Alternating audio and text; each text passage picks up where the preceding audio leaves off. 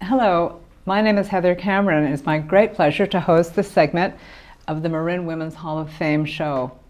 Since 1987, the Hall of Fame has inducted over 135 Marin women of distinction who have made immense contributions to the county of Marin and its residents, as well as to the world beyond.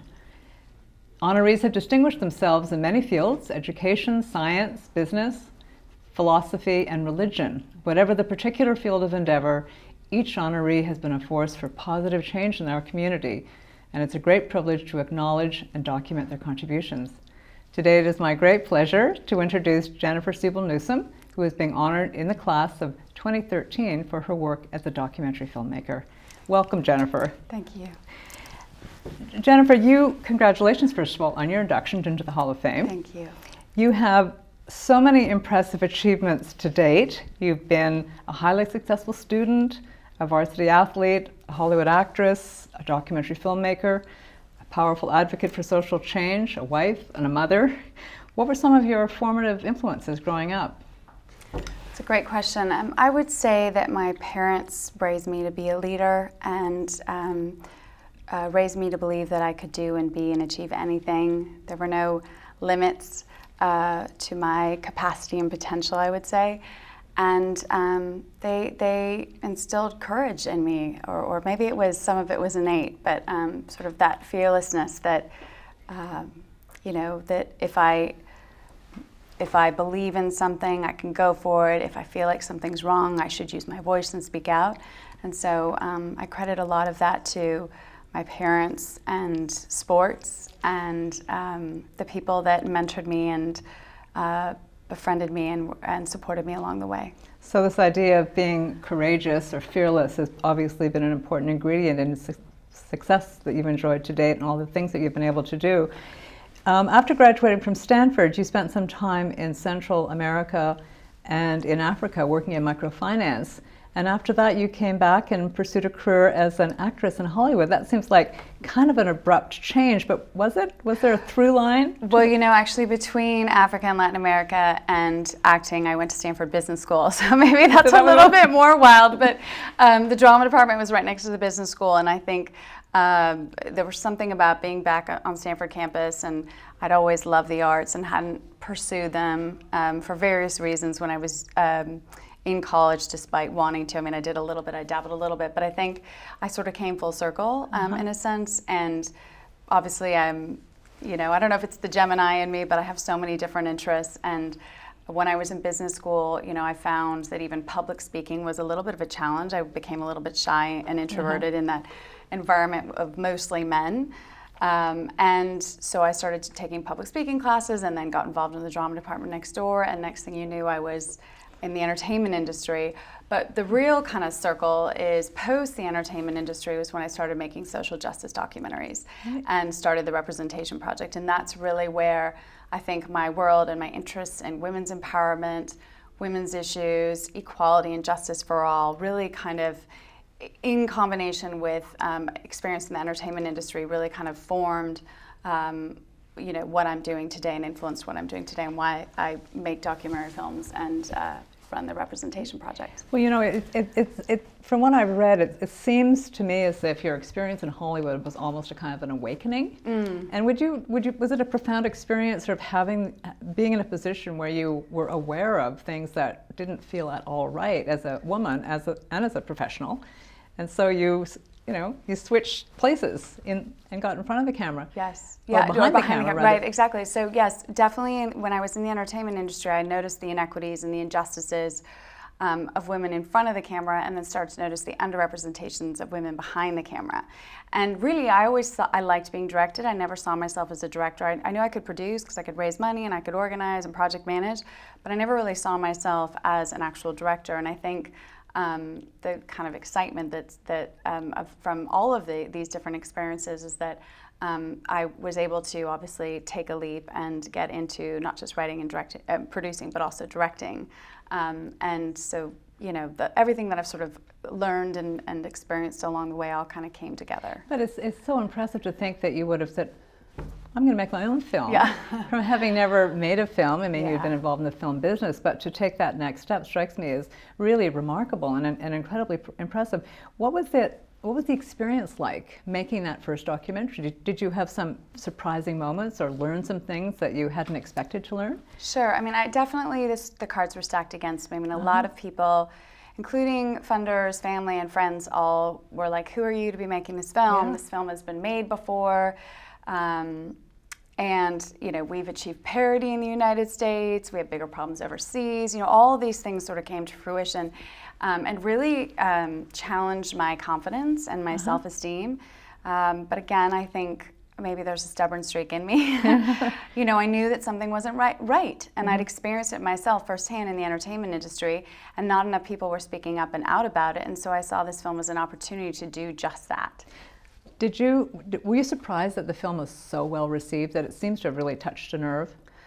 I was, I'm extremely grateful that it touched a nerve. I'll tell you what surprises me the most is that it's still to this day screening somewhere in the world 3 days a week, in theaters, in church basements, in assembly halls. So the film still resonates and speaks to so many people, and I cannot tell you how many people tell me they've seen the film 5, 6, 7 times, and they find something new or they discover something new in it every day, or it impacts them in a different way. And so that to me is success. That to me is very gratifying.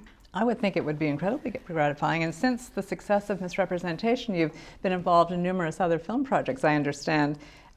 You produced or been involved with The Invisible War, which is about the problem of rape in the military, which is a very serious problem. You've written and directed and produced The Mask We Live In. Has that been released yet?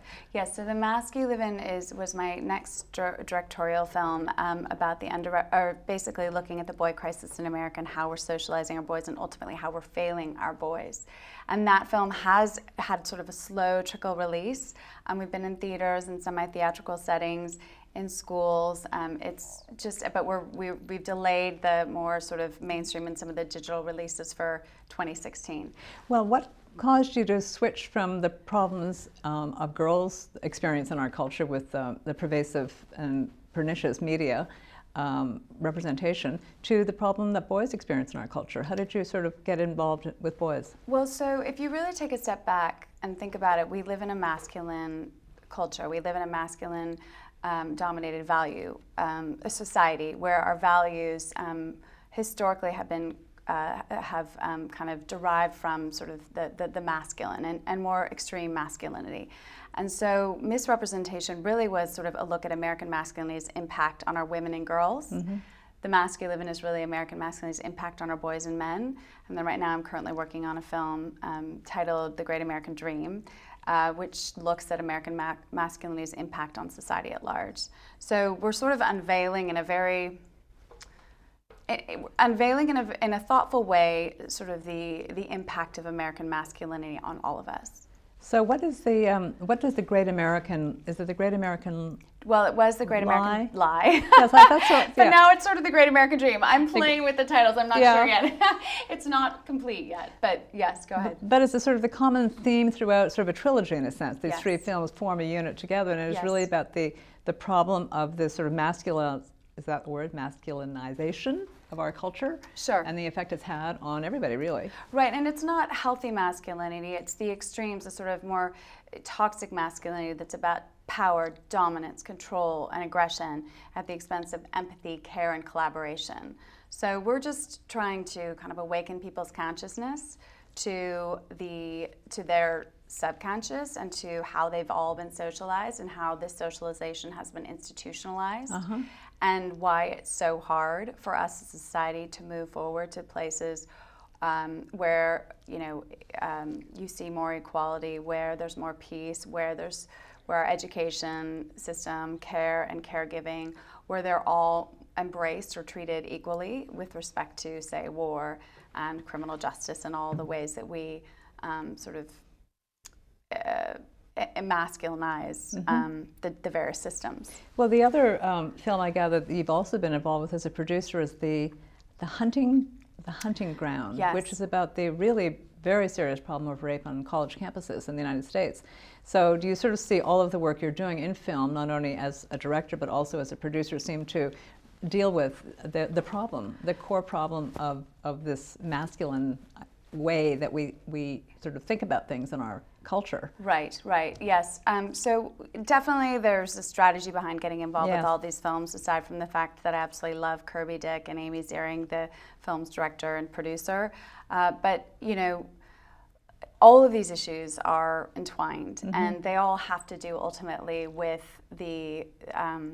with what you just said, with this sort of hyper-masculine culture that we've bought into, that we've all bought into, not just our boys and men, but that we women have also bought into, that we reinforce through our media, through the larger culture, and through the various institutions that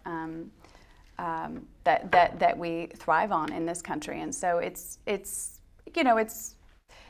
just makes sense that I would be behind all of them, and it's been a really incredible journey. I mean, with Invisible War, we were able to get the film in the hands of Leon Panetta, who, as a result of seeing the film, changed the reporting of sexual assault in the military, moving it up a layer in terms of those who are in control and in command. And it made a huge dent, and as a result, there was legislation that was put out, et cetera. Well, that's really something you can take great pride in. Yes. Because you've said that you see film as a catalyst for social change or for social cultural transformation. Can you talk a little bit about what the mechanisms are that make you say that? What film as a mechanism for, so we use film and media as sort of a catalyst for cultural transformation. And to get to cultural transformation, you have to change, you have to move people, right? You have to speak to them on an emotional, visceral level, just as you have to educate them. And at the same time, you're then, so through all of that, you're able to change their attitudes and kind of awaken their consciousness, you're able to change their attitudes, which then shifts into behavioral change. And then once you see the behavioral change, that's when you get to see real cultural change. So for film to really serve as a catalyst for this kind of change, it really needs to be seen. It needs to be seen, but then it needs to be followed up with social action campaigns and regular communications. And that's what I really take pride in and what we do very well at the Representation Project is, so you launch the film, hopefully there's a conversation post-screening of the film, and then we give everyone, whether they're parents, caregivers, teachers, athletic coaches, business, men and women, political leaders. We give them conversation starters and tools and resources to continue that conversation in their everyday lives. So this is the Representation Project. That Yes. it's not enough that you're just a wonderful filmmaker. You're also the founder and CEO of the Representation Project. So was this part of your plan from the get-go, or did it sort of organically emerge from the success of the misrepresentation? It's a great question. I always knew that misrepresentation was more than a film, that was part of a larger movement. And so I needed that entity to carry out the movement, because nobody was doing what we were doing before, or if they were doing an element of it, they were doing it over here. And we really came into the scene with, we're going to focus on the impact of not just the media culture, but the larger culture. And we're going to bring in the concept of masculinity and the masculine to the feminist arena and feminist space in a way that that others hadn't before. Because at the end of the day, we're all in this together, right? It's the yin and the yang. Yeah. I love men. I have a father who I love very much, and my husband I love very much, and I have a son, and I have another son on the way. And to me, it's critical that we bring men into the gender equality conversation. We as a society aren't going to make very much progress if women are alone in trying to make that progress. And so we need men to be a part of that conversation and that solution, and that's what we're doing at the Representation Project. Are there specific programs that the Representation Project is sponsoring that you can talk a little bit about? Right, so all of our work is, obviously we launch with the films, and then we have the communications, and there are various forms of communications, from PR and social media and various campaigns and strategies. Some of our campaigns are Not Buying It campaign, our Ask Her More campaign, Media We Like campaign, Build Confidence campaign. So all of those together, and then we have a partnerships program, so building strategic partnerships with both the corporate and nonprofit sectors. And then we obviously have an education program, which is very important. We're in schools, kindergarten through second grade, third through fifth, middle school, high school, and college, where we provide curriculum, age-appropriate video modules. We're building out a global youth advisory board. So basically, in giving youth the tools to leverage their natural not just creativity, but rebelliousness, especially in those middle school and high school years, to challenge the injustices and empower and build their self-esteem in ways that are healthy and not damaging the way some social media can be, and to utilize social media for good versus self-harm.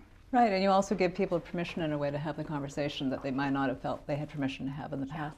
And we bring people together. I cannot tell you how many people have seen both Misrepresentation, The Mask You Live In, and the Invisible War and the Hunting Ground, who no longer feel alone, who have found community, who have found a safe community with which to have the to speak have about dialogue, some of these. which is sort of the beginning, isn't it? It is. Have you ever screened The Mask We Live In with a girls-only audience, or Misrepresentation with a boys-only audience, and then had a conversation afterwards? We have. Teachers have done that. And it's actually The Mask You Live In, and I only say that because if you say it fast, like say The Mask You Live In fast. The Mask You Live In? Yeah, I get right? it now. I get it now. I know, but we all do live in it, though. Yes. And that's why everyone says that. Many people say the mask we live in, but we do. But it's really we're about getting at the roots of masculinity. Yeah. Unhealthy, not healthy masculinity. You have an upcoming Global Youth Summit in 2016. What is the intention of that project? It's about bringing youth from around the world together to build community and strengthen each other's voices and storytelling capacities, and really build on some of the work we're doing so that they can bring it back to their communities and empower youth, help youth build their own self-confidence, and ultimately use their voices for good. So this is a global issue, not just an American issue. Exactly. Yeah. It is very much a global issue. Did you have that insight when you got started with misrepresentation? I did, but what's interesting is I didn't flinch in saying, oh, now I have to make misrepresentation for a broad global audience. In fact, when we first sold misrepresentation to international distributors, they didn't believe the film was going to do very well overseas, but it's done incredibly well overseas. And it was largely because it was so America-centric, the actual content. Yeah. But we've proved them wrong, and if you think about it, 80% of global media is American media. Yes, yeah. So America's all over the world, influencing the rest of the world, and therefore what we create here is critical to the rest of the world. Yes, absolutely right. So how are you going to measure the impact of change? How do you know that this is working, that the change is occurring? Yeah, so we've various mechanisms, and we're rolling a lot of those out over the next couple of years. the very simple sort of anecdotal evidence are the people that stop me or email me or the team daily saying how the films have transformed their life. And we get that. And it's heart-wrenching and it's beautiful. It's very, very moving. But you also obviously have all of our social media numbers when you look at sort of the impressions and the impact that we have, the Twitter campaigns that trend on Twitter and what have you. Everything from our Ask Her More campaign where everyone from the Washington Post to the Hollywood Reporter basically credited us for transforming the conversation on the red carpet such that during the Oscars and the Emmys, so such that artists were no longer just being asked about who they were wearing or what they were wearing, but basically invited into a conversation about their passions, their interests, their hobbies, how they prepared for this character, what gets them out of bed in the morning, and really treated as fully realized human beings. So we've been credited for transforming that culture, which is having a larger dent. And we're tonight with the political, for the first debates for the Democratic side. We're going to launch our Ask Her More campaign in that arena too. So it goes beyond the red carpet, but it goes into the political arena. We'll be doing that over the next year. But our Not Buying It campaign has been credited from various sources for basically transforming the portrayals of women in advertising during the Super Bowls. And we did this in essentially a 2-3 year period where GoDaddy, for example, fired their CEO, hired a whole new PR team and strategy, completely transformed the commercials during the Super Bowl. So those are some of the markers, right? Yes. And then just a simple marker is, which we've done and will continue to do is, colleges have screened, we've done studies with colleges where they've screened the misrepresentation, and 75% of kids who watch the film, both boys and girls, for the first time have a realization that the media disrespects, demeans, and ridicules women and girls. And as a result of that screening, furthermore, 65% of them then decide that they're going to take action when they see something derogatory or demeaning towards women and girls. So those are the types of measurements that we're conducting, and we're going to continue to conduct. Well, them it sort of over the goes viral. The conversation goes viral, and then anything can happen, and that's really very exciting, and I think must be deeply rewarding for you as a social change agent. So you feel hopeful about the possibility for change in the next generation? I am very hopeful. I mean, it just really requires that we continue to engage youth in recognizing that they are agents of change, they are architects of change in and of themselves, and that they need to be active and engaged and not to check out. I'm extremely helpful. I mean, I think there's a lot of still the media and merchandisers and corporate America send really limiting, damaging messages to girls and boys about what it is to be a girl, what it is to be a boy, what it is to be a woman, what it is to be a man. And we're fighting that fight daily. But I think at the end of the day, people see that we're on the right side of history, and they understand the logic behind the messages and the campaigns that we're championing. And I think we're changing culture. And the great cost of not allowing everybody to fulfill their own potential. Amen. I mean, That's it. The cost is just indescribably great. Exactly. So Jennifer, you're not only a highly accomplished professional, a mother of 3 small children, and congratulations, I guess you have a 4th on the way. You're the wife of a prominent public figure who may well be the next governor of California. So the question for me, and I suppose many people would be, how on earth do you balance all these things that you have going on in your life? It's not pretty. It's like life is messy. It really is. It's really, this past weekend all my kids were really sick, and I've been sick and had some maternity things go, it's crazy. It's just life is challenging.